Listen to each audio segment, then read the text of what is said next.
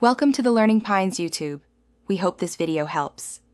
You begin by giving the app the rights it needs: microphone, storage, and call access.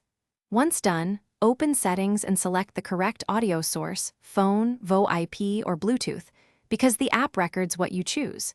Make sure to pick a storage location with enough space, internal or SD, and enable autosave.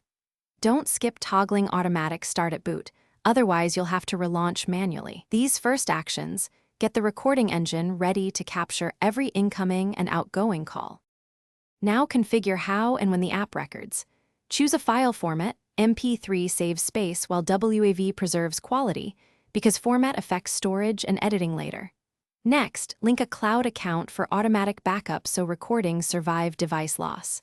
Then tune triggers. Record all calls, only contacts, or unknown numbers. You can also set contact-specific rules. Finally, set retention rules and file naming patterns so you can find files quickly. These details control both performance and your archive workflow. Finish by running a quick test call.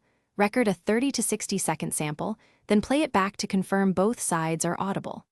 Once confirmed, use export or share to send files to email or cloud, and label final copies for compliance.